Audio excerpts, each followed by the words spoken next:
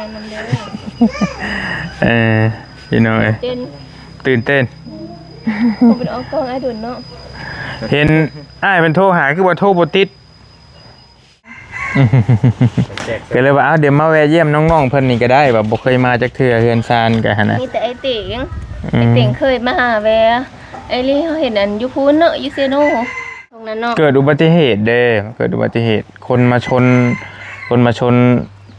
กระบะหน้ากระบะเฮาแล้วก็พอดีเขาเจ้าเสียชีวิตแล้วก็เลยได้ถือบวชก็บ่ได้โดนหรอก2-3 มื้อ3 คืนตอนนั้นหั่นน่ะใครนำแม่นบ่แม่นแล้วนั่นได้ซื้อตอนนั้นไปกำลังเดินทางพี่น้องเอ้ยเอาแบบเรียวๆแบบนี้เลยสวัสดีเด้อน้องเด้อมากันไอ้มา4 คนมานี่เรียกจะชายสิครับกำลังเดินทางมาหาน้องเกสรสาวผู้เธอก่อนพี่น้องตอนแรกหันสินัดเบาหวดไปหมู่บ้านนึงหมู่บ้านที่มันกันดานแต่ว่าเฮาเบิ่งเวลาเลยพ่อเห็นบ่ทวงบ่ทันไปเบกกระทันหันโพดเลยก็เลยว่าเอาเปลี่ยนใจมายามทั้งน้องเกสรเพิ่นก่อนพี่น้องน้องเกสรบ่ฮู้พี่น้องฮู้จักบ่นี่บ่โอ้ไพ่เหรอไพ่มากคนบาทดีวายเดียวตรงนั้นบาทอิ่มบ่แหละพิธีต่อเขาบ่ได้จงเป็นน้ำแดงจังหวะบ่ได้นัดเพิ่นดวงละชัมติเอาเลยสมม่วงบ่เอาเส้นแซ่บกำลังกินสมกันอยู่หน่อยเนาะผมเต้าเปิดพ่อมาเยี่ยมเพื่อนน้องหลาเพิ่นบ่เคยเห็นจักเทื่อแต่ว่าน้องเพิ่นเคยไปยามบอลี่อยู่ตอนบอลี่บวชตอนที่บวชอยู่วัดฮะไปก็เบาผู้นึงนั่นแหละไม่มีโอกาสก็มาแวะยามน้องๆเพิ่นก่อนพี่น้องเนาะเพื่อนก็เพื่อนใหญ่ตีคักอยู่เพื่อนน้องสาวเพิ่น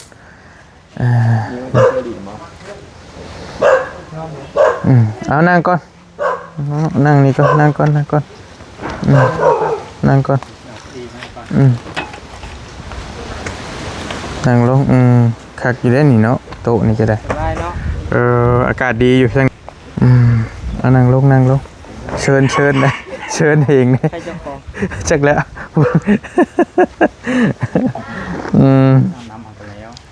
บ่เป็นยังจะเป็นใส่เสื้อใส่ผ้าแต่งตุนแต่งโตก่อนเฮ็ดส้มมะม่วงสุกินเดี๋ยวไปแม่นเอาหั่นบ่นี่บ่มีลายมะอยู่แม่นเอานึกว่าสูงมายามน้องเพิ่นจังน้อยแล้วก็เดี๋ยวสิถามบ่หวดแล้วสิไปต่อพี่น้อยอันนี้มันใกล้นี่มีเคสนึงคือว่าน้องเกสรนี่เคยไปซอยอยู่พี่น้องกับน้องเกสรคือเก่าหรือว่าคนนั้นก็ถามเบิ่งก่อนถามเบิ่งแถวนี้มันก็บ่ไกลปานใดแถวเนาะเคยมากับบ่ไกลถามว่ามันไกลจากบ้านครับบ่ก็เติบนึงอยู่ใกล้แล้วสมมาพาควรเกือบ100นะครับไปกลับมาประมาณ100ปลายพูดแล้ว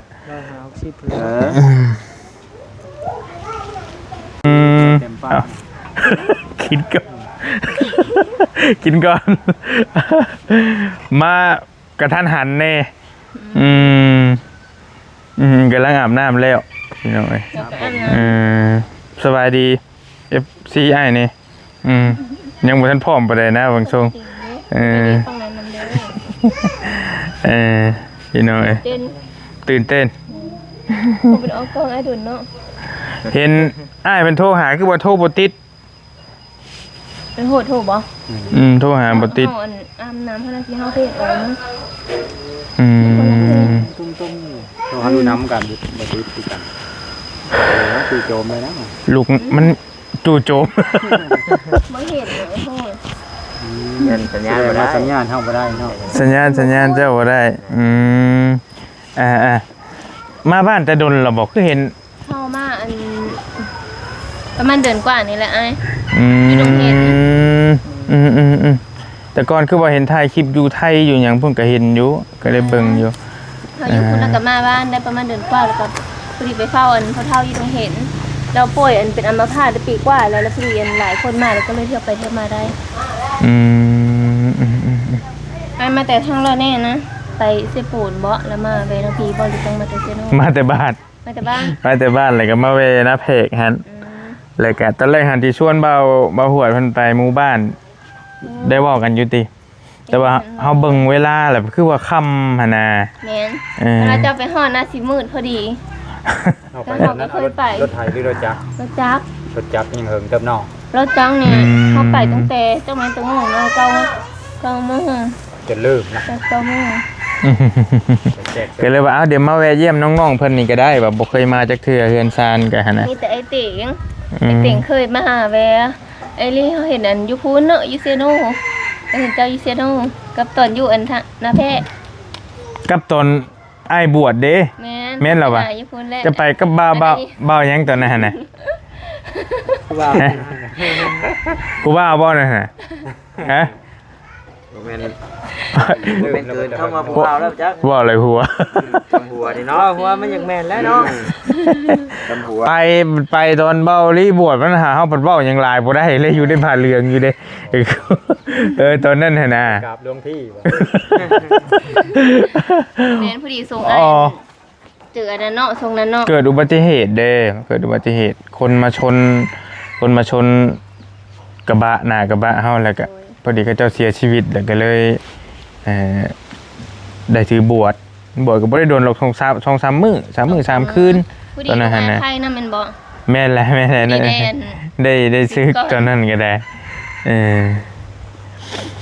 มานั่งนำกันพี่ก็ได้เนาะ ผู้ใดแน่นี่นะ อย่ามาได้มานั่งนำกันพี่นะโอ้ยอย่ามา ยันนี่เราต้องรัก มาน่ะมาครับมาไปนั่งนะผู้บ่าวได้ผู้บ่าวนี่ผู้นี้ผู้บ่าวนี่เห็นไหม ดี อันนี้กับผู้บ่าวคือกันผู้บ่าวลูกหนึง บ่เฮาไม่บ่ว่ามี โอเคเอา กับพ่อเอาเลนจ้อในนั่นนึง เล่นจอบบ่ต้องเล่นก้วนก็ได้กังเว้นบ่มีปัญหาโอเคงามอยู่ดอกทะเบียนเขาก็ยังบ่แน่เนาะเลยว่าอ้ายสิได้มาบ่ก็เลยว่า แม่นกับกระทันหันแน่ขอโทษหลายๆมาแบบ เป็นยังอ้าย มาแบบบ่ได้ ย่านนั้นเอามาแล้วพอดีเจ้ามาฮอดแล้วก็ย่านสิเจ้าท่าแน่ คืออาบน้ำแต่เว้นแต่เวียงแท้ บ่เฮาเคยบ่ฮู้ว่าเจ้าสิมาหรือไม่มาก็เลยคือโอเคกะมายามแวะมายามซื่อๆดอกขออนุญาตใส่ไม้นี่ผู้นั้นเด้คือเห็นผู้นึงผู้มีจักคนไปนํกันตอนนั้นตอนนั้นเห็นอยู่ 2-3บ่เฮาบ่ อยู่หน้าเพกนะ แตงอ่อนน้ แตงอ่อนเพิ่นอยู่ไทย ผู้โยมน้ำบ่อยู่โยมน้ำอยู่หน้าเพกจะจือบ่ อ๋อ ำลงน้ำบ่หรือบ่ได้ ทั้งสายฝนแล้วก็ลิ้น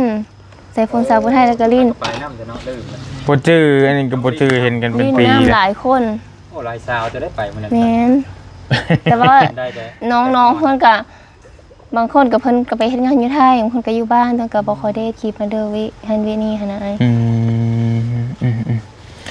คืออันนี้น้องเกสรได้เนาะน้องเกสรเพิ่นก็เฮ็ดคลิปคือการยังเฮ็ดอยู่บ่คุมื้อนี้ก็ได้ ยังเฮ็ดอยู่สองแอปแดงน่ะน้องเกสาวผู้ไทยแล้วก็แอปฟ้าน่ะเกสรสาวผู้ไทย แอปแดงนี่คือ YouTube โดย แอปฟ้านี่แฟนเพจ โดย ตามต้องฟังให้ทันเด้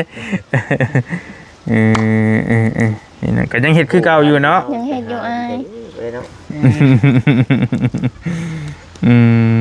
โอเคพี่น้อง ฝาก น้อง FC เกสร เป็นกำลังใจให้นำนี้ ฝากเราแล้วบอกเราแล้ว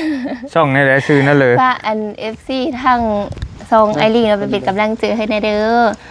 อัน YouTube กับน้องเกสาวผู้ไทยเป็นภาษาไทยส่วน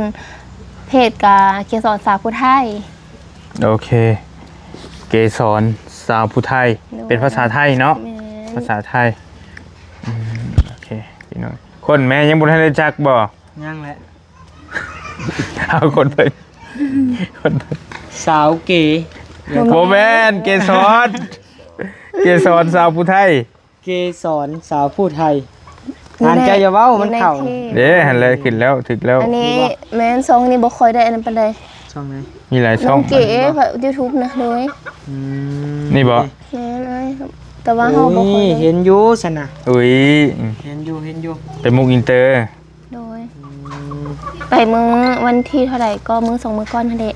บ่ อ้ายไปเมื่อวานนี้ เราจะไปอันมุกอินเตอร์บ่ ถ้าเมย์ไปฟอกไต เฮาก็ไป ไปประจำ มือขึ้นหลังนี้ ให้แหละเฮาก็อันอีหยังก็เฮาทักหาไอ้เต่งสอบถามเราเห็นเราพาอีเมลเราไปเนาะถามเราแล้วก็ อันเดียวกันนั่นแหละอีเมย์กับอีเมย์อ้าย แม่น ไปเมื่อวานนี่ไปตลอด เพราะว่าต้องอาทิตย์หนึงต้องไป2เทื่อเด้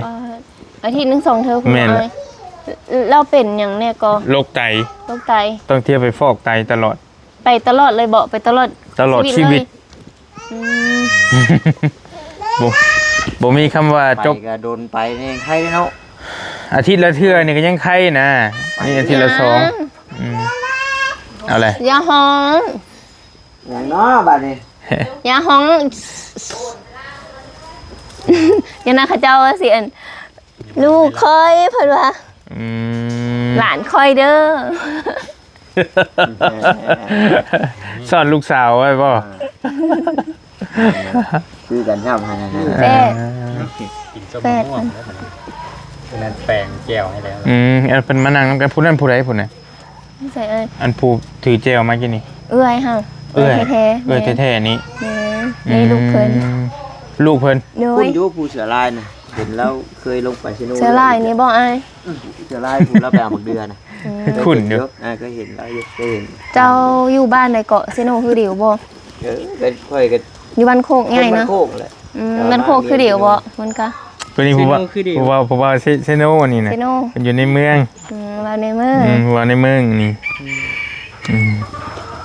S2 คือเดียวแม่นบ่ เฮ็ดช่องคือกัน คือกัน ไอ้นี่คือข่าวแท้อ้าย ฮะ คือสิข่าวไปทางไปนี่ก็คือว่าข่าวอยู่ตลอดแท้ ขาวบอก เนาะ ก็ยังบ่ได้ ไม่ ข่าว ถึง เลย ค่อย เจอ จนแบบยกหมกล้าพบเลยนะ อันนี้ขาวบอกขาวบอกนี่ ข่าว บ่ได้คอยใส่เสื้อแขนยาวเลย แต่ว่าข่าวอยู่ใด ขาวอยู่ได้ แม่น คนมีข่าวเนาะ เป็นอะไรก็ยังข่าวอยู่ หน้าตลอดลีเนาะ บ่ได้คอยใส่เลย เตียง ไอเตียงน่ะใส่แต่นี่บ่ได้ค่อยใส่ก็บ่ได้ค่อยถึกแดดในที่มันมีแต่ไปรถกระบะเด้คันว่านั่งขับรถจักรหรือว่าอันนั้นก็แลยมิ่มคือกันแล้วนี่ก็ได้คือกันถึกแดด บ่ คื ได้ อกั ตะ นนั่น กี้เขาขี่เด้แต่มันคือแหล่คือเขาเนาะ บ่เย็นด้วยจัก บ่เย็น จบรถเท่าเท่งบาท อายุจักปีล่ะปีนี้ น้องอายุ25เดือน9วันที่30 26 25ปียังโสดอยู่ติ ก็ยังบ่มีครอบครัว ยังบ่มีครอบครัวแต่คือแบบล่มก็มีล่มๆก็มี โอเคยังบ่มีครอบครัว โดย แต่ว่าบ่โสดแล้ว ก็บ่มี เอา ล่มอยู่ เอายังบ่มีครอบครัวโอเคยังเป็นผู้สาวอยู่ไหนเอาบอกง่ายๆก็ได้ ข้างบ้านนี่ข้างบ้านหมู่รุ่นเดียวกันก็นั่นแหละบ่ค่อยโสดปานใดหมู่เดียว บ่ค่อยโสดปานใด แม่นเขาจะมีครอบครัวแล้ว แบบคือเขาสาวทุกสาวตัวเกียวเนาะรุ่นเดียวกันเนาะ แม่นชาวโตเกียวเนี่ยรุ่นเดียวกับค่อยรุ่นเดียวกัน เพราะว่าอายุทำกัน แม่น สาว โตเกียว รุ่นกับเอาไปเลย โตเกียว บอกว่ารุ่นต้องคอยสาวสุก โตเกียวเนี่ยรุ่นค่อย ตัวเกียว เคยเห็นเพิ่นอยู่อันเธอสองเธอสาวโตเกียวกัน แต่สาวสุกเพิ่นสร้างครอบครัวแล้วเนาะ ไปจักไปตอนไหนอะไรก็บ่ได้จักครับสวดเสียดว่าแต่งงานแล้วบ่ฮู้เลยบ่ได้จักเลยเด้มีลูกแล้วบ่ฮะโอ้โหไว้ว่าดีเหรอไปรีดเพิ่นดีจักมือมาบ้านมารีดนั่นไปเด้อ แต่ว่าผู้นั้นยังบ่ผู้โตเกียวยังบ่ยังอยู่ อืม สาว หนู เซ น้อย โน ก็เปิด เนาะ โตเลยเด้หนูน้อยจ้ะ ฮะ ลูกน้อย เห็นเปิดโตอยู่ได้ป่ะ น้องลาม เอาน้องหลาเราเด้เรามี3สาวเด้ ก็บริจักบ่ได้เคยไปหา แม่นั่น บ่จัก ไอ้เตียงเนาะ แม่มีแต่ไอ้เตียงและสนิทเพิ่นจักนี่อันนี้น่ะบ่จักอยู่จักคนเฮือนนี่เนาะ แต่ก่อนขนาดอยู่กับหลายคนแต่ว่าทรงนึงขนาดอีพออยู่คนเดียวเข้าไปเฝ้าอันอีโพเบิดเลยอีแม่ไปฟุ้นละหุบไปฟุ้นเบิดเลยอีพอเพิ่นอยู่คนเดียวแต่ว่าเฮาเดี๋ยวนี้ก็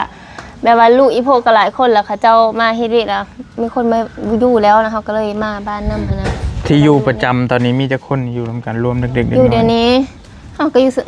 จังคนก็ 4-5 คนนี่แหละ อืม แต่ว่าหลักๆก็อีพออยู่ ไม่คือย่านนะบ่าวด เรายังมันความเรายังมันความ โทษก็มานังพี่ละเนาะ เออฮะ ใส่ซ่า ขายเกี่ยวกับอันนี้นะ ห้องไผขาย เอาแบงค์ โดย เอามาเบิ่งดูหา ไปบ่ได้หา แม่นขาย ไป ตัวน้อ ขาย ย ไป ก็มี ขาย ได้ นิวอยู่ฮะ นิ้วอยาก ตัว ได้ น้อ อยยู่ ที่แบบว่าใส่อัน ตัว คั เด็ก ก ใหญ่ ๆนะ บิ๊กเบิ้มมีอยู่ปะ เอามา เรา เบิ่ง อ ดู ยากได้แบบบ่ตัวน้อยกระทนก็มีสร้างนะประมาณ3เทื่อจังเบิด 3เทื่อ มัน บ่แต่ว่าเบิดมือบ่ เรียกบิ๊กเบิ้มนะ มือชื่อหลายอันติล่ะ แต่ตัวน้อย เบัดมือชื่อหลายอัน แต่มัสบาย มันน่ะดีมันฉาบง่างมือแรงดีอ่ะเลยได้แบบบิ๊ก เจ้าบ่ขายหรือไผขาย เอ้ยอาย เออ พวกเมื่อกี้นี่นะเราเอามาแต่ไทย เรื่อยอยู่อ่ะ เคยเห็น อัน แล้ สาว วนางก็มาเฮากล้องน้ำกัน โอ้ย น้ำกัน ขอบใจหลายๆเอาหน้ามาให้ข้างนี้เราเอาไปเห็นเจ้ายูเซโน่ได้สาวนาง เห็นมาเลย โอ้มันก็จำบ่ได้ มานั่งนี่น้ำเดี่ยวพี่กา เรื่อย เออ เล่ของสาวน้ำมันทั้งดินน้ำค่อยแน่ มานั่งกันแหละกันกล้องแตก มักอยู่ อันห้องผู้เลอขายอันนี้ ของผู้ 20,000 เท่าไหรอันนี้เจ้า น้ กี่บาทจากพัน ขายเท่าละ200,000มื้อเซนไปจนอันนี้มัน20,000เท่าละ20,000แอมนะราคาเท่าไหร่เอ้าเจ้าของขายเนาะเจ้าของขายอยู่ ตายแอมแล้วแสนบ่ เอาให้หวด เราเคยเอาให้เขาเลยเลย เดี๋ยวขออนุญาตก็ เครื่องใช้ไฟฟ้า ไปเอามาสินั่นให้20,000 มิลลิแอม เย็นน้ำก็หู เขา รา แส คาน เนาะ ของไอ้แสนมิลลิแอม โอ้ตู้บ่อยู่นี่เนาะ พอแล้ว เอาน้องไม้ไปฟัง แต่ว่ามันกับเมนมัน กันนะ โอ้ my god เอามา ต้องจับพี่เบิด ปั๊มก็มีบลูทูธ เจ้าบ่ขายหรือใครขาย ของเอ้ย ของเอ้ยจะให้ โอ้ สายชา นี่นี่ จักสายชาจักพ่อแว่ อันนี้เพิ่นขายโลอ้ออันนี้นะเพิ่นเอามาแต่คุณอันนี้นะเส้น20,000 บอก 20,000กีบ แม่นอ้าย เบิ่งหา อันนี้นะอัน50มันเป็นไทย4กับไอโฟน สาย ก็มี ที่สนใจอยู่ของเมียคอยขาดมูลนิธิ เอาซื้อซอย ที่ใดก็ 20,000นี่ก็พอซื้อติดรถไว้บาทมันฉุกเฉินเด้ ได้อยู่ แต่ถามมันบ่แม่นของแท้หรอกเรื่องของแท้นะอันนี้นะ อันนี้นะบอกคล้ายๆนี้แต่มันเป็นหัวน้อยเนาะ อันนี้ iPhone มันมีอยู่ใด ถ้าได้นี่ขาย อันนี้50,000 อืม ชื่อแสนหก 75 บาท ซื้อติด โลอ้อมันเบิดอันนี้ก็บ่ได้แล้ว ซื้อติดรถไว้ เปิดไปหับมาได้ไทยเบิ่งจ้ะ แม่นกับเอามาเองมันมาบ้านแล้วเพิ่นหิ้วมานะอ้าย เอา หน้าบ้านได้หิว เบิ่ง มา เบิ่งอันสายน้ำเจ้านะอัน จะ สา ได้ ย นี่เนาะเออ เพราะ น่า ต้ จะ อง มี การ ใส่น้อยหนึง อ่า หมื่นมิลลิแอม ขออนุญาตได้เพียงนะ ว่าแม่นเฮ้ย 30 บาท 20,000นี่รายง่ายๆเลยกับพ่อซื้อได้เลยซื้อติดรถไว้รถ อันนี้ยังจะมีแน่นี่ตัวนี้ใส่ดีเอาใส่แต่ว่าจักแม่นจักมิลลิแอมบุเบิ่งซื่อมื้อ เดี๋ เนาะ ยวนี่นะ มันทนนำดิรู้สึกว่าคันใส่แบบเป็นมือเสยันบ่กุ้ม 280บอก 280 นี่บ่ เพิ่นแม่นอ้าย 250,000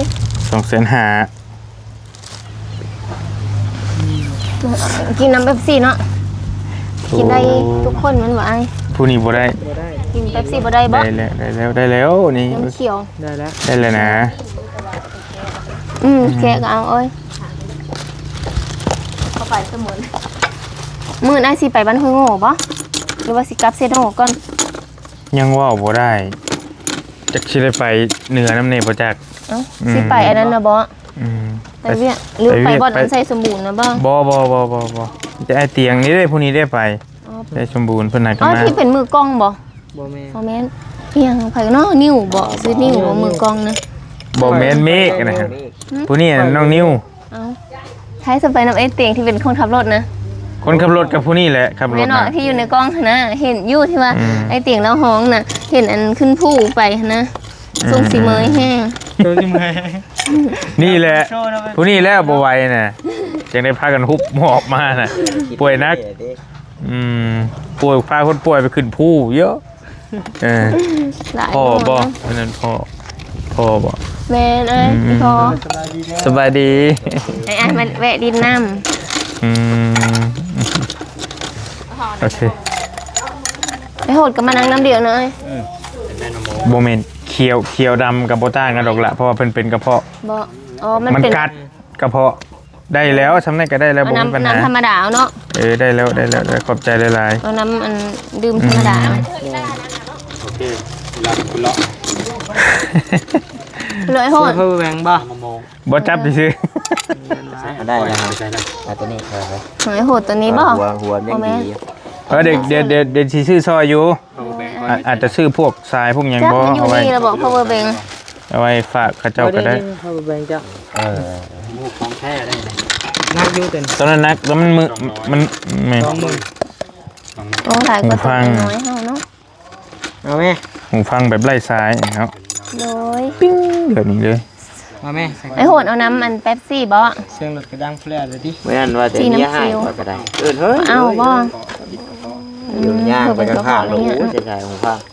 คันบอกว่าคันว่าคิดรู้จักโมอยู่อันนี้ มีแล้วหมวกกันน็อกเขามีเพลงเนี่ย โอ้เฉพาะมูจะชาเข้าหลุด ถึงพ่อจึงยอดไปนำ โอ้ยเนาะ อันนี้เท่าไหร่นี่แหละหูฟังนี่ บ่จักนะอายถามเอ้ยก่อน ฟรี พี่อ้า บทจักกาฟรีเท่านั้นแหละ พี่ บ่จักเด้ ต้น กะอันนี้อยู่น้องไงบางทีแบบซื้อบอกกับน้องซื้อติดรถไว้นะพวกทรายนี่ เขามีหลาย30 นี่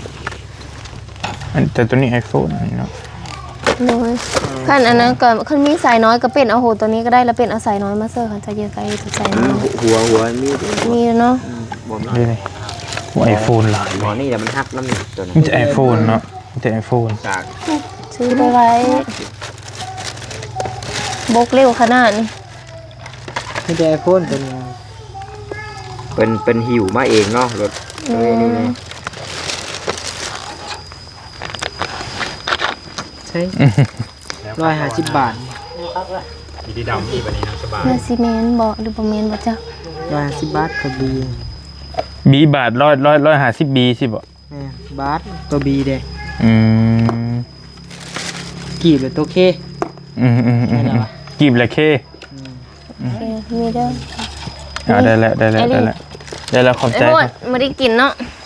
กินบ่ได้บ่เจ้าก็ได้ กระเพาะว่าซะ บ่ได้บ่จักอะ เป็นกระเพาะอันนี้ก็กระเพาะคือเดียวบ่ ผู้จะจอยนะที่เมนคือกันเบิดนั่นแหละ แล้ว เป็นก กิ ระ น เพาะ ได้ ดำหน้าแล้วบ่พ่อแล้วเลย บ้านเอา โอ้โหดำง่ายอีหลี เดี๋ยวว่าดำแล้วก็เลี้ยวแล้วทุกๆทั้งตัวปวดคือตกเด้อ เฮ็ดหน้า2 ปีนะบ้าน มันขี้ข้านดำได้ไผก็ได้เดี๋ยวนี้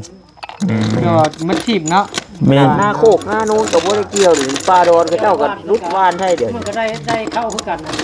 โดยขั้วหญ้ามันก็ได้คือกันโดย ไม่ต้องเสียต้นทุนหลาย มันถูกจะได้ดำหน้าบ่แม่นว่าเนาะอ๋อเผื่อสิได้เนาะ เดินไป2เดิน ลายลบลายเต้าอีกจ้างกูมือนี่จ้างกูแม่นสิวันนึง จ้างกับบ่คุ้มอีก มัน2 จังหน่อย แหละ จ้างดำจ้างเกี่ยว กับบ่ติผู้ไปรับจ้างอีก เงิน เงินแสนเงิน50กูมือนี่เนาะมันนี่เขาเจ้าบ่ได้ได้วันแสน8 2แสนผู้ใดแม่ พอดี น้องเพิ่นยินให้คนนี้ว่ากินบ่ได้ เอาน้ำธรรมดา น้ เนาะ ำธรรมดา มาแล้วหิวน้ำได้ไปเอาน้ำมากันแล้วกัน จ้ะ มายามเพื่อนน้องเพิ่นพี่น้องเพิ่นก็ เดินเพื่อนขึ้นกวาง ต้อนรับเป็นอย่างดีน้องหละเพิ่นก็ได้เบิ่งก่อนมาเยอะคุยแล้วแหละคุยรถตามสบายแล้ว เจอเด้อที่มาแวะลิ้นน้ำแวะหา ฝากเอา ไปก็ยังมา ไปฝากร้านนี่ โดย ผมมีเนื้อเหลือมาฝากได้ก็ เจ ได้ อหลาย ไปให้ร้านนี่ มาแม่นะสมจะหมักได้ โอ้ของมักเลย ๆนี่มาเด้อนี่ก็ ของมักยับความมาประหวดมา มาเด้อนี่อัน โถ่ อยู่ต้นนี่เลยไอ้ อืม เก็บ ต้นนี้ สด ได้ป่ะ ๆต้นอยู่นี่ เวลาปอกก่อน ฮะ ปอกแล้วเนาะ เจ้าสามเขาอยู่นี่แหละเอ็ดเพออันอยังได้ก็เอา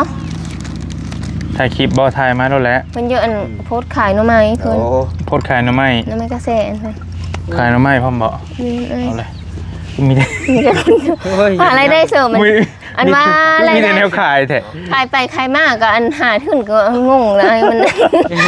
ขายไม่ โนไม่ในใด หน่อไม้กระแส ไปขายตลาดนัด ผู้นี้ก็พอค่ากันแล้วนี่เนาะ ขายตลาดนัดแต่ว่าผลสุดท้ายเบิดเลยเฮยทุนเข้าไป เบิดแล้ว โน่เอ้ย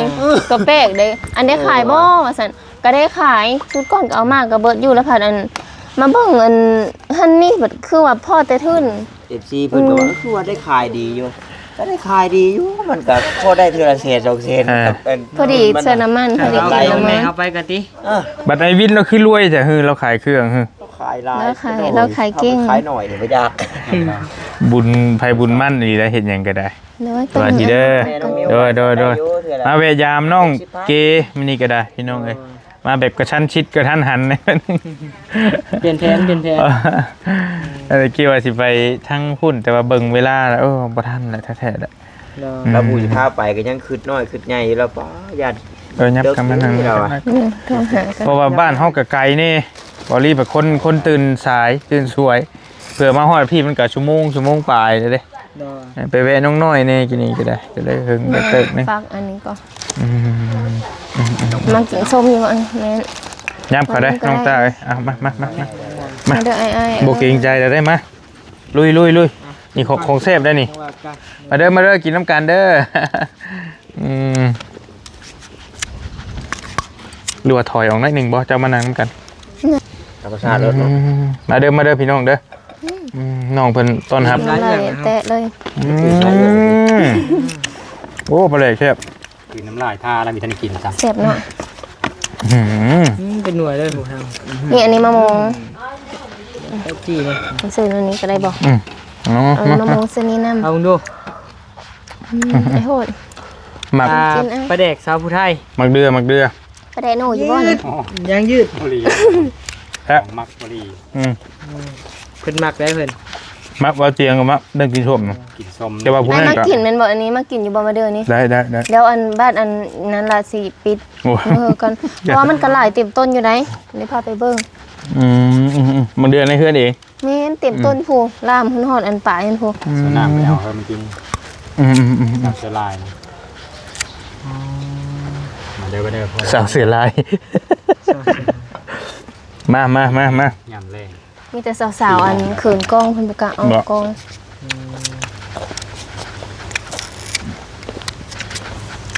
ถือกินแล้วซื่อๆยังพอแห้ง ยังสิลงไทยอยู่บ่เจ้าหรือว่าจะได้ จ้างอ้ายไปก็ได้ไปโซข้าว ไปมา แม่นไปก็ได้บ่ไปก็ได้ไปก็มีอ้ายๆอยู่พุ่นอยู่พุ่นแล้วไปลิ้นพุ่นน่ะเฮาไปเอสเวเฮาก็ไปอันถ่ายคลิปถ่ายอีหยังนั่นหั่นนะถ่ายคลิปถ่ายวิดีโอนำ โอเคทางไปดินไปยามไปถ่ายคอนเทนต์น้ำแน่อย่างเงี้ยไป เพราะว่าอ้ายเอ้ยก็อยู่พุ่นส่วนหลายนะไปก็โม้ยมันหลายคนมันอยู่บ้านก็เหงาๆแน่เพราะว่าจังได๋เขาเจ้าเอ้ยก็ไปคือกัน มัน อา บ่ ทิตย์ มี หน้า หมู่เนาะบ่มีหมู่มันลิ้นถ่ายคลิปแต่บ่มีหมู่นี่บ่ม่วนเด้ แม่น อืม ไปกับญี่ปุ่นกับหมู่พอหมู่รุ่นเดียวกันแบบเขาเอสเพจนั่นนะเพจอันแตงอ่อนเพจเจนนี่สาวลาวแล้วก็ผู้เลอหลายคนสาวลาวญี่ปุ่น สาวแตงอ่อนก็เห็นอยู่ เข้าไป ที่บ้าน ไอ้โหดสิปาจังสีบ่ ตัวลายคนส่วนลายกับเฮ็ดเพจมันก็ได้มาแต่ไทยหั่นแหละไปเริ่มต้นแต่ไทยแล้วก็ เฮาก็ไปตั้งอยู่ มาพอมา กินสมน้ำกัน เจ้ากระพานบัลเลตี้เห็นนี่ เขาผ่านตั้งแต่เดือนทวีตนะ โอ้ไวว่า เฮาเฮ็ดเดือนนึงก็พอดีมันผ่านก่อนเดือนแต่ว่ามันบ่ทันฮอดกำหนดอันกฎมันบ่ทันฮอดหันนำก็เลยฮอดเดือนก็จังได้ผ่าน อืม ผ่านไวเกิด เพจเฮา2 ปียังบ่ผ่านอยู่ มันบ่ได้ผ่านบ่ใช่เพจจัน ยังได้ ใช้คือจะหึงแล้ว บ่ได้หยุดเฮ็ดช่วงหนึ่งเด้ คนที่ตามเท่าไหร่ อ่าเท่าไหร่วะ เอาเรื่องเก่งไป สามหมื่นนะผ่านแล้วก็คนที่ตามอะ มือเดียวแม่นบ่ล่ะ แม่น อ่ะ เบิ่งก่อน แล้ว เอา ก็ เลย มีอัน เอามันผ่านแต่อันผู้ติดตามซื่อๆบ่ มีวิวนำบ่ยอดวิวเท่านั้นเท่านี้เท่านั้น บ่แล้วมันยอดวิวก็หลายแล้วกันผู้ที่ตามไปนั่นเลย บ่ 13,000 ยอดวิวก็ผ่านแล้วมั้ง ผู้ติด อื ตาม ม ที่ประเทศ บ่ได้คนไทยเป็นทั่วนะ ในโลก หาผิดได้บัดนี้ คันว่าวิวคันว่ายอดวิวมันก็แตะล้านกว่าได้คลิปเดียวนี่ เนี่ย จักแหละ หลายเลย เจ้าอันนั้นบอกเจ้าเป็นแอดมินนำบอกเจ้าก็เข้าเบิ่งได้บอก สร้างเพจ เอ้า เนี่ย บ้านผม เขียนชื่อเพจ ส่งคลิปให้เขาลง โอ้ ใช้ชื่อแบบใด โอ้แล้วก็ แม่น นั่ แต่ น ว่า แหละ มึงว่าอยู่ลาวนะแน่เลยก็ไอ้โหคันมัน ทางในก็เนาะ เฮาอยู่อุดรนะมัน แม่นแล้ว เพิ่นบ่ มันจังเฮ็ดแล้วมันจังบ่เสียเวลาเห็นบ่ มันก็สิอันนั้นล่ะ อ้ายเฮาก็อยู่พูนคนหนึงหั่นนะ ลงกับไอ้หวดลง เฮาคือ กู กัน ว่าให้หลังไม้ก็ได้จะเล่าให้ฟัง โอเคโอเค แต่เฮาอยู่ดนน่ะจังเฮาสิอันมันสิจับบ่นะเฮายังบ่ฮู้ มันก็สิขึ้นอันประเทศที่นั้นแหละมันก็ดึงขึ้น อ้ายเฮาก็เฮาได้คือกัน กินเพื่อได้นิวเด้อ ผู้หนึงมันก็สิโอเคบ่เนาะ กินเพื่อนี่กินเพื่อนี่ ไอ้บ้าน เพจเจ้าให้ดูแลให้ใช่ละ จากเฮาเฮ็ดมันอยู่ไทยแล้วเฮาก็มาบ้านหั่นนะเฮาบ่ ได้เลย เฮาบ่ฮู้ว่ามันสิจับอันว่าเฮาอยู่ฟรีแล้วมันสิได้บ่ได้ปกตินี่กันพอดีเดือนหนึงแล้วมาบ้านนะแต่เฮาบ่ฮู้ว่ามันสิ แต่ว่าเงิ ก็ น ไป เดือน มันสิ ได้ ได้บ่ได้ แต่ว่าเมื่อกี้นี่น่ะเดินเมื่อกี้นี่น่ะมันได้แล้วแต่ว่ามันไทยเดินได้คือกัน เน็ตลาวเลย บ่ต้องใช้ซิมเชื่อม Wi-Fi เอาเชื่อมฮอตสปอตเอา เดี๋ยวนั่นน่ะได้ ได้เครื่องที่เจ้าลง ใส่เบิดเลยใส่ซิมลาวไปเลยมันสิได้อยู่ คือแล้วมัน สิ มาให้ได้แล้วบ่ได้แล้วก็บ่จัก แต่ว่าถ้ามีอันอ้ายเฮาผู้หนึงที่แบบว่าคอยเฮาให้พร้อมเฮาแบบอันเฮาเขามันจำว่าอยู่ไทยพร้อมพะนะ เป็นแอดมินอยู่พุ่นนำผู้นึงลาวผู้นึง และมันเพจยังอยู่ยังพุ่นอยู่ ญี่ปุ่นก็มีเฮาก็เข้าได้ เชื่อมกัน เข้าได้ โอ้มันก็ได้ ไม่ได้บ่เนาะ แต่ถ้าตะเก้าเนี่ยมันจะดึงนั่นแหละมันจะขึ้นเป็นลาวเลยนะ ถามเบ้าหัวแล้วก็เฮ็ดเพจคือกัน แต่ละสารคันอยู่ลาวอันดึงลาวสุดจังได๋ก็ไปได้รถไฟมาลงเลย ปิดสร้างรายได้เลย แต่ว่าของแม่นแต่ว่าของอ้ายนี่ก็หาก็เอามาวังหนึงนี่ดอกแต่ว่าเครื่องที่เฮาอัพในเพจน่ะบ่ต้องใช้ซิมเชื่อมฮอตสปอตเอาเชื่อม Wi-Fi เอาได้ อืม ได้นั่นได้ อันถ้าป้าไว้โดนนี่มันสิมีปัญหา กับ เล บ่ ย ฮู้ เนาะ คือกัน มีเทคนิคเหมือนนั้นอีเนาะ นะฮะบางหัวแล้วก็เฮ็ดจะหึงเลย แม่น ไอ้อันหวดได้ใส่เห็ดในนั้นลงจ้ะ ถามแล้วอยากเห็นอะไร มีพี่เอิญ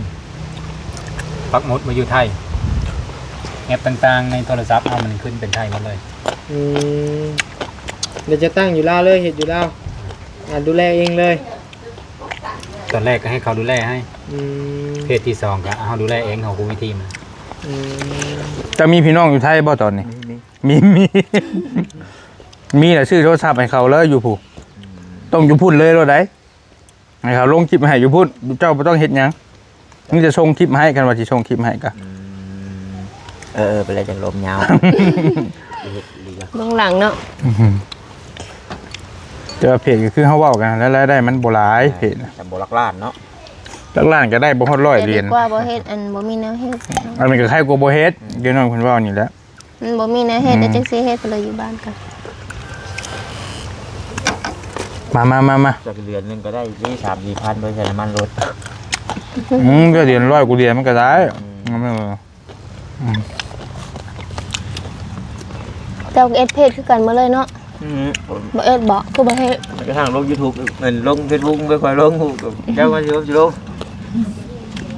คือก็เป็นได้อัพคลิปลงเลย คะแนนมันได้กัน หลายอย่าง แซ่บทำกินข้าวข้อกินข้าวอีกเลย โอ้หาย อย่ายุ่งโคตรอยากเลย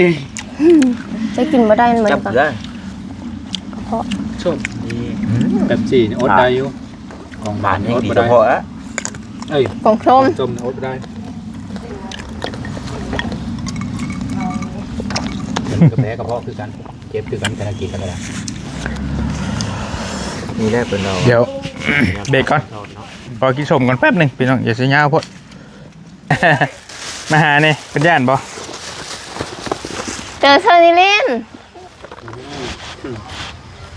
ของแท้ จมอิ่มแล้วล่ะตอนนี้ก็ได้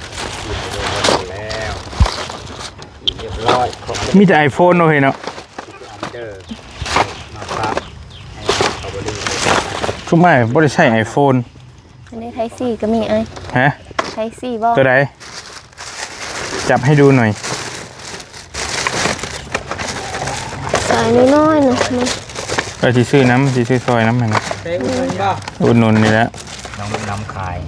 อันนี้คือไอโฟน iPhone บ่ได้แทบจะว่าบ่มีเลยตระกูล iPhone ชุบไม่ ไอโฟน มีแต่ Android ไอโฟนนี่ ตัวนี้ บ่ได้ ที่ วะ ซันเบส นี่แต่ไอโฟน มาหาแน่มาหาลุงแน่ สามตัวนี้ ตัวอันโหน้อยๆไปซะเนาะ ตัวคนนี้น้อย ไอตี้เนาะ เป็นสายอ่ะ โฟนเวลา มันมีเส้นหนึ่งมันน่ะ มันมีแต่ไอโฟน มีแต่ไอโฟน เฟดบ่ฮะ สายนี่ล่ะ เป็นสายก็ได้ เท่ แต่ว่าเขาจะได้ไทยซี่ที่แบบว่าหูมันน้อยๆนะมันใส่ เอาเพิ่นย่านแล้วย่านแล้ว คืออย่างเนาะ ตัวนะ อ่ะลุงเอาให้ไปปันกันเด้อไปซื้อขนมอ่ะลุงให้ แล้ว อ่ะ เขา ลุงให้ แกะแล้ว ลุงให้อ่ะ เขาแตะก่อน ซื้อนม เอาไปซื้อนมอ่ะ ขอบคุณค่ะขอบเจอก่อนขอบคุณค่ะก่อน ขอบคุณค่ะขอบคุณค่ะไปปันกันซื้อนมเด้อ อินเตอร์เป็นเพื่อนนะ แฟซื้อหยังซื้อหยัง เป็นเพื่อนหากระตื่นมานอน ซื้อหยังชิมเจ้า รับ โอ้ให้แม่เลย หากระเนินรับ ป่ะเป็นยังบ่ลืมเลยซื้อหยังหา ซื้ออินเตอร์ ผู้หนึ่งเด้ เชอร์นิดินผู้ใจจอยนะ เชิญนิลินอินเตอร์ นี่ คือห้องหมอ เอาใส่ ของบ่ดังนี่ อินเตอร์ในชแนลเราได้มุกอินเตอร์แล้วกันว่านั่นก็ได้เขาอัน บ้านบ่ เอา มี ใส่หูน้อยเถอะก่อนแต่ว่าเขาแก้หากระแก้ใส่มึงแป๊บนึงเด้อตัวนั้นมันสีใส่ค่ากว่ารู้สึกว่า iPhone บ่ถีบเลย โชคดีเราไม่มี ไอโฟนบ่ แม่ เอาไอ้ตาเอาไอโฟนนี่ โน้ตเดินสูง มันเป็นจัง แล้วตัวให้อายุ หูฟัง แต่ ของเมียดอก vivo หัวน้อยบ่ ดีโวหัวน้อย มันมีอันใหม่อยู่ในร้านนึง บ่มีอีกเถอะ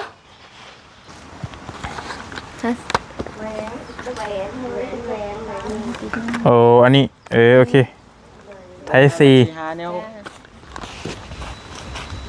Samsung ซันซูมมีอันเดียวนี่คนรอ เอาแหละอย่างไรกัน เอาบ่เอาโลดแต่ว่าตัวนี้น่ะเขาซื้อว่าถ้าเขาใส่มันน่ะมันสิดีกว่าตัวโหใหญ่อันนี้นะ อันนี้นะมันมีแต่ iPhone ก็มันนะ ไอโฟนแล้วก็เพิ่นจะเป็นสายสิเป็นเอาสายอยู่นี่ก็ได้สายมันบักหลายนึง ใส่กับ iPhone คือกันมันบอก บ่แม่นบ่ มีหลายอยู่นะ โอเค นี่จะเอาใช้ซีนี่เมียน ตัวนี้มันรู้สึกว่าสีไซส์ดีกว่าสำหรับมันสีใส่เขาโลกก็ แต่ตอนนี้ USB นี่เห็นไหม USB กับ USB แต่มาเสียบเขาตัวนี้บ่ได้ มันน้อยเลย ในรถจะยังได้อยู่ รถกับบ่มีได้รถกับไทยซีไปเลยได้เดี๋ยวนี้นะ บ่ได้คือรุ่นเก่าจะได้จุดคอนบุหรี่อ่ะ บ่ได้ เดี๋ยวคอนบุรีก็มีอยู่แต่ว่าหมองเสียบนะเขาให้ไทยซีเบิดเลยเดี๋ยวนี้นะมีแต่หูน้อยเบิดเลยนะ โอ้โหอยู่นี่ โอ้โหเป็นหยังคือ กั กัน น นะก็บ่มีได้ บ่ ไอ้ บวยอะไรทั้งนั้นเจ็บแขวเลย มันปวดนะเขียวยอด ทรมาน แนวอุดหนุนก่อนจักเล็กจังหน่อย เอาว่าบ่ทันเปิดเลยบ่ เปิดแล้ว เปิดแล้วบ่นึกว่าบ่ทันเปิดคลิปใช่ดอก เปิดแล้ว ตัดได้ ไปมีแต่ลำลาได้น้อยบัดนี้เด้อบ่ อะไรบ้าง มันคือแมป เปิดมัน แล้วบอด ย่านนั้นเข้าไปแล้วเสียงเขาลงกันแล้วเสียงมันสะท้อนนะ โอเคได้ละโอเคเป็นงานอยู่ซั่นเนาะสมเป็น YouTube อยู่กันเพจก็มีว่า ย่างเข้าไปเพิ่นว่าเว้าน้ำน้ำหลาน ก็แม่น เซลล์ ก็แม่นแท้เห็นหน่อยกันนั่นแหละบ่มีหยังหลายมีแต่มาเยี่ยมทางน้องเกษรพี่น้องน้องหลาเพิ่นก็แม่นเพิ่นบ่เดินน้ำมนต์นี่ก็ได้ เนี่ย กวางๆเนาะ ไปฮอดปู ก็เป็นตะอยู่พี่น้องทางนี้ก็เป็นโรงเรียน โดย งามนะเดินเทินซานก็ได้ มีเวียกมีงานเนาะ แม่สบายนะกลางโต๊ะกลางเต็นท์อยู่ มั นี่ นยังเงียบในฮะแหละอยู่พี่มันก็สงบ เงียบแล้วนี่ เนี่ เลย ยคักเนาะ แม่สงบเสงี่ยมดีก็บ่ได้ไกลจากตัวเมืองไปได้เด้ใกล้ๆนึง 3 กิโลปลายบ่ มีน้องปูน้องปลามี พอไปพอมา แบบอุ้ย อืม แบบปลูกต้นไม้เป็นโฮมเป็นแล้วครับ โอเคมีแต่สิซื้ออันนี้ซอยแต่ว่าของเอื้อยจะบอก แม่น ของเอื้อยแล้วได้แล้วบ่ตาเจ้า ได้แล้ว เอาสายแม่นบ่ เดี๋ยว เพิ่นเอาสาย หัวกระโหลกให้มันลายอยู่ หัวกะโหลกมันหลายอยู่ โอ้กะโหลกมัน มันยังคือหัวกะโหลกก็มีอยู่หรอกจะลดกะลายอยู่แต่ว่าอยากซื้ออุดหนุนน้องเพิ่นแต่ว่าคันว่า iPhone แล้วเฮาบ่ได้ใช้เด้ไปเอาให้แล้วนี่แม่นๆบ่80,000บ่เพิ่นว่า บ่เฮาอันขายแต่ก่อนก็ขาย80อันนั้น50 เอ้าคือขายเนาะย่าแล้ว บ่ ให้หลานแล้วที่เหลือก็ให้หลานก็ได้ จะให้แล้ว ฮะ จะให้แล้ว อันนั้นก็ให้เจ้าก็ได้เจ้าไปเติมเงินก็ได้เอาไปลด แล้วถึงจะ เอาไว้ให้เติมเงินบ่เป็นหยังไปก่อนไปป้าได้บัดนี้เด้อฝากน้องเพิ่นแน่พี่น้องเอ้ยน้องเก๋บ่ สอน YouTube น้องเก๋ YouTube นะ น้องคลิปYouTube มันน้องเก๋น้องเก๋ที่ซื้อบ่ น้องเก๋สาวผู้ไทย น้องเก๋สาวผู้ไทย แล้วก็มีอีกสองกับเก๋สอนคือกันแต่บ่ค่อยได้ลงหลายไปเลย มีหลายช่องก็ดอก แล้วก็อยู่ในเพจนะเก๋สอนสาวผู้ไทย เก๋สอนสาวผู้ไทยโอเคเข้าไปติดตามผลงานเพิ่นแน่พี่น้องเอ้ยเนาะมันก็ถ่ายคลิปเนาะเป็นเน็ตไอดอลคือการเป็น YouTube เป็นคนดังคือกันนี่แหละ ขี่ซีบ้านๆนี่แหละเป็นคนดังไฟซื่อๆ คนดังไฟ เอาอยู่ดีมีแห้งพี่น้องร่ำรวยไปก่อนแล้วบ๊ายบาย บ๊ายบาย โดย พบเจอได้อ้าย โดยขอบใจได้ละ